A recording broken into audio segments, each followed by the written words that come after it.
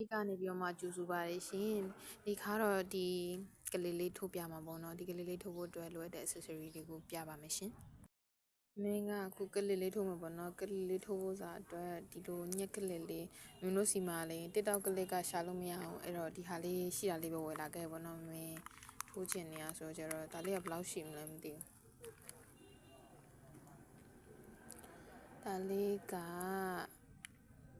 4cm ကျော် 4cm ကွယ် 4.5cm ပေါ့နော်အဲ့လောက်ရှိတယ်လက်မနဲ့ဆိုရင်လက်မလောက်ရှိမလဲလက်မနဲ့ဆိုရင်2မတ်တင်လောက်ပေါ့နော်2မတ်တင်လောက်ရှိပါတယ်အဲ့ဒီဟာလေးကိုတုံးထားပေါ့နော်ရှိတဲ့ဟာပဲမင်းယူလာခဲ့လိုက်တယ်ပြီးတော့ S-side ကကြတော့မင်းက 2.5mm ကိုတုံးပါတယ် 2.5mm ကိုတုံးပြီးထိုးမယ်ပေါ့နော်ပြီးတော့ချီကကြတော့ဒီမဲ့ဒါရေခဲချီအသေးလေးပေါ့နော်မင်းချီကျန်တာလေးတွေနဲ့ထိုးမှာဖြစ်ပါတယ်ဒါလေးထိုးဖို့အတွက်ဆိုရင်ဒီအကင်နဲ့ကင်မယ်ပေါ့နော်ကင်ပြီးရင်ကွင်းလေးလောက်လိုက်မယ်မကြည့်ရင်လို့ခေါ်တယ်ပေါ့နော်မကြည့်ရင်နဲ့မှာတိုင်တိုးတစ်ခါမောင်းချင်းတစ်ခါထိုးမယ် sorry ချင်းတစ်ခါထိုးပြီးလို့ရှိရင်တိုင်တိုး6တိုင်တိတိထိုးမယ်ပေါ့နော်1 2 3 4 5 6တိုင်လို့6တိုင်ပြီးပြီဆိုရင်ဒီကွင်းလေးကိုဆွဲစီးလိုက်မယ်ပြီးရင်မင်းကအယောင်ကိုရောင်ဆက်လေးသုံးပါဆိုတော့ပေါ့နော်နောက်ထပ်တစ်ယောင်ကိုသုံးမယ်နောက်ထပ်တစ်ယောင်ကိုသုံးမယ်ဒီအပြားလေးထည့်လိုက်မယ်ပေါ့နော်ဒီပြားလေးသုံးဖို့အတွက်ချီကိုဆွဲယူလာခဲ့မယ်ချီဆွဲယူလာပြီဆိုရင်ချိန်တစ်ခါထိုးမယ်ပြီးရင်ဒီဟာလေးကိုဒီဘက်ကိုပြန်လှည့်လိုက်မယ်ပေါ့နော်လှည့်ပြီးရင်ဒီဘက်တစ်ပေါက်မှာဒီတစ်ပေါက်မှာဒီအစာလေးကိုတစ်ခါလေးသိမ့်သွားဖို့မမိနဲ့နော်တိုင်ပွားထိုးမယ်တိုင်ပွား6ခါဖြစ်မှာပေါ့နော်တိုင်တိုး6တိုင်ထိုးလာဆိုတော့အကုန်လုံးကိုတိုင်ပွားထိုးမယ်2ကြိမ်ဒီချီစာလေးကိုလည်းသိမ့်သွားနော်အစာမထွက်အောင်လို့3ခါ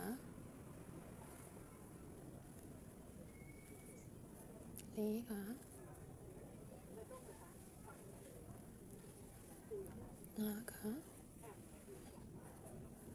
6ခါဒါမျိုးလေးရမယ်ပေါ့နော်ရပြီဆိုရင်ဒီကအစာသိမ်းလာတဲ့ဒီထွက်နေတဲ့ခြေလေးကိုညှစ်ပြလိုက်လို့ရပြီ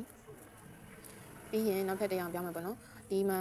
ဒီအစိမ်းကိုမေ့သွားလို့ပေါ့နော်ဒီအစိမ်းကိုလည်းတစ်ခါတည်းထည့်ပြီးမှခြေစာသိမ်းလာလို့ရတယ်မင်းကတော့နည်းနည်းရှိဖြတ်ပြီးမှပဲအစာသိမ်းလိုက်တော့မယ်ပေါ့နော်ပြီးရင်မင်းကနောက်တစ်ယောက်သုံးမှာဖြစ်တဲ့အတွက်ဒီအဝါရောင်လေးကိုထည့်လိုက်မယ်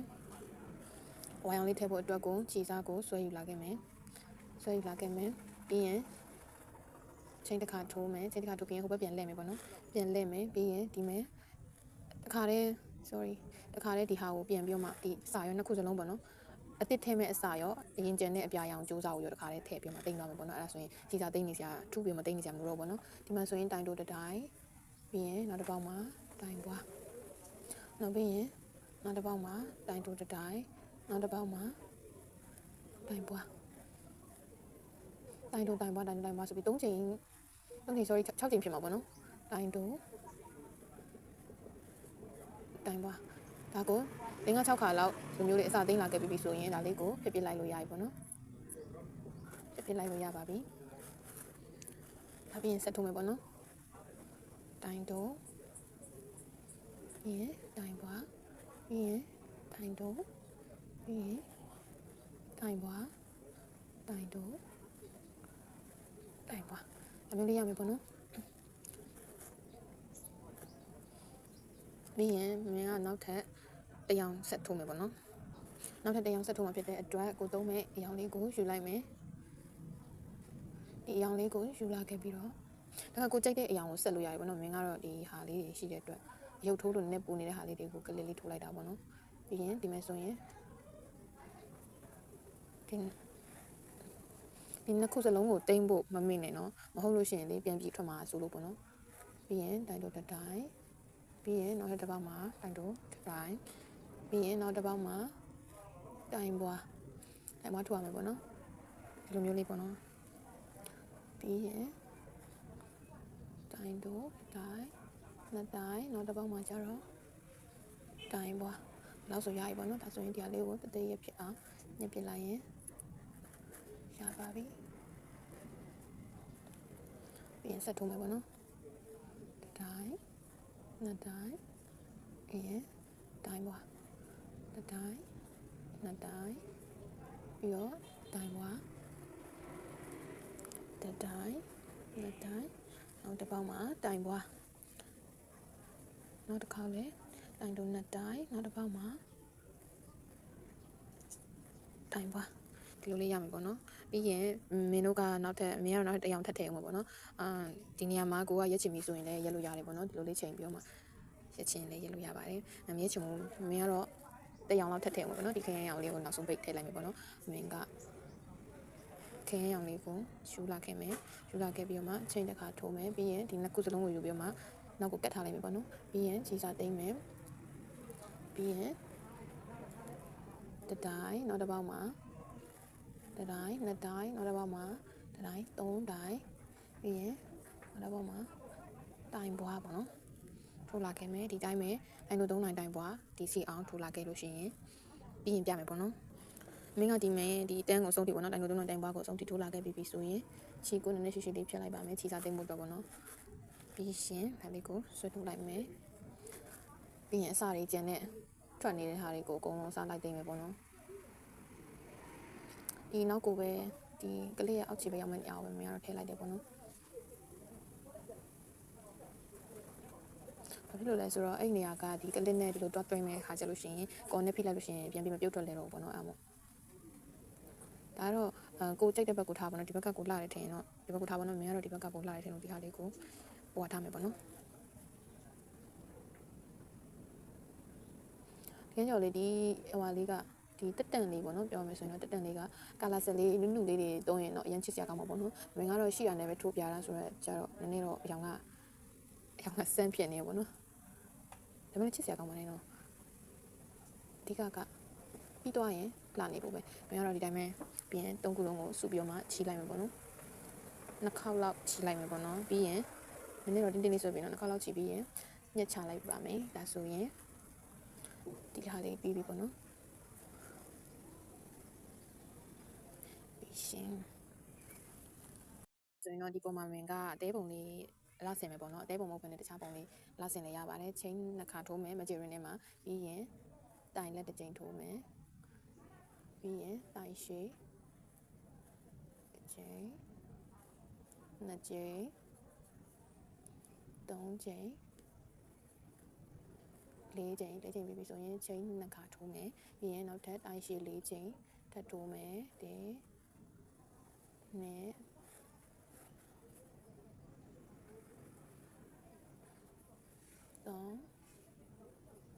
လေးပြီးရင်တိုင်လက်တစ်ကြိမ်ထိုးမယ်တိုင်လက်တစ်ကြိမ်ထိုးမယ်ပြီးရင်ချိန်နှစ်ခါထိုးမယ်ပြီးရင်ရှက်ကွန်နဲ့ချိတ်မယ်ပြီးရင်ဒီမှာကွင်းလေးလောက်ထားတဲ့အတွက်အဲ့ဒီကွင်းလေးကိုဆွဲပြီးတော့မှစီလိုက်မယ်ဒါဆိုရင်အသေးပုံလေးရပြီပေါ့နော်ဒီဟာကိုလည်းဖြတ်လိုက်လို့ရပါပြီဒါကရင်းရှည်ဖြတ်ကြမှာလို့လဲဆိုတော့နောက်မှတွားပြီးမှကတ်လို့ရတယ်ဆိုတော့လေဒါမျိုးလေးကိုလည်းနှစ်ခုထိုးလာခဲ့မယ်နော်လိုပြမယ်မသိအလင်းနေရရမ်းပြန်နေဒါမျိုးလေးပေါ့နော်ဒါမျိုးလေးနှစ်ခုထိုးပါမယ်တဲပုံလေးနှစ်ခုထိုးပြီးတော့မှာပေါ့နော်ဒီမဲ့အလားစင်မယ်ပေါ့နော်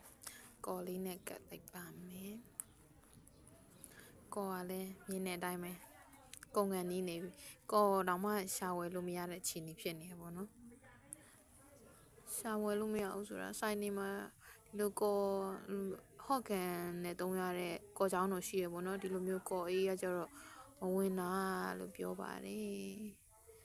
မင်းကလည်းပစ္စည်းမှာနဲ့တခါတည်းမှာလာဆိုကြတော့သူတို့ရောက်တဲ့ချိန်ကျရင်ကိုကမမာဖြစ်သူတို့ကုန်တဲ့ချိန်ကျရင်ကိုကလိုဖြစ်နေပေါ့နော်အမို့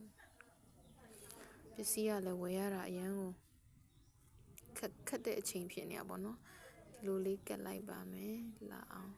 ဒီချာလေးနေရာချပြီးမှကတ်ပေးလိုက်ပါမယ်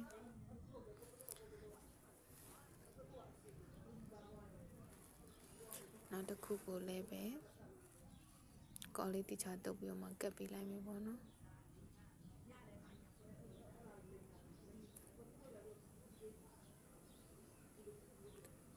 ကိုကတကယ်ကိုမရှိတော့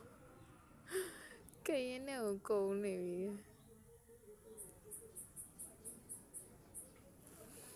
ရပြီအဲ့ဒါဆိုရင်ဒီဘက်မှာလည်းတိချာလေးနေရာချပြီးတော့မှကတ်လိုက်မယ်တိချာလေးနေရာချပြီးတော့မှကတ်လိုက်ပါမယ်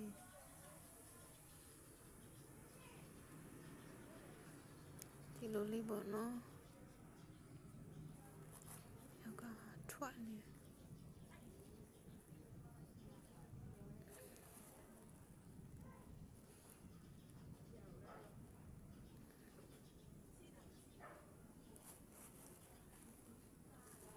လိုလေးရပါပြီအဲ့ဒါပြီးလို့ရှိရင်တော့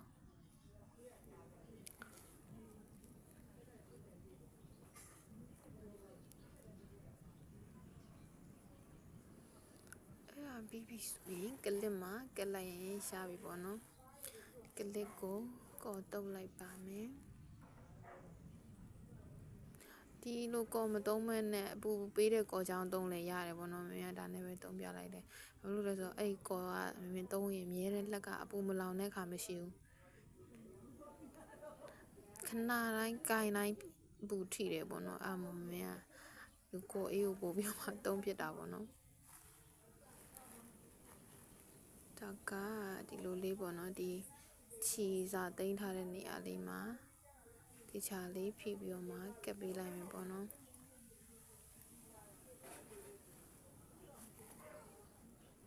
လေကောင်းနေရာလေးမှန်းပြီးတော့မှကပ်လိုက်တယ်မင်းကတော့ဒီလိုလေးပေါ့နော်